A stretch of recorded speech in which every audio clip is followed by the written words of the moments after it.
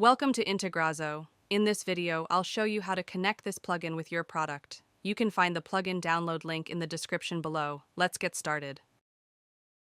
After activating the plugin, go to the plugin setup page from your WordPress dashboard.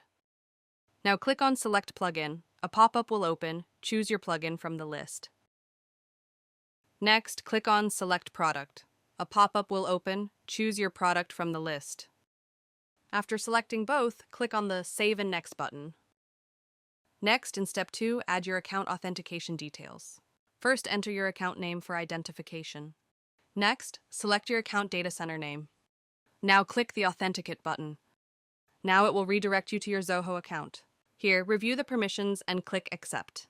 After that, it will redirect you back to the WordPress plugin page.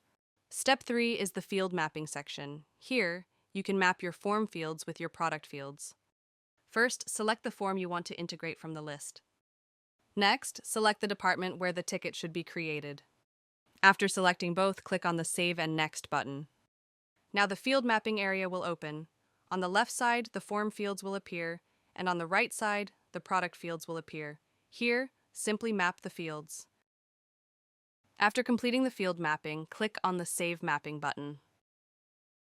Now the integration is completed successfully. Next, go to the Setup page. Here, all your integrations will be listed.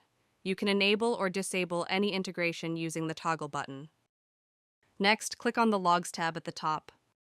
Here, all the entries are listed, including successful and failed records. If needed, you can also resync the entries from here. That's all for now. Thank you for watching. If you have any questions, feel free to comment below. Don't forget to check the plugin link in the description.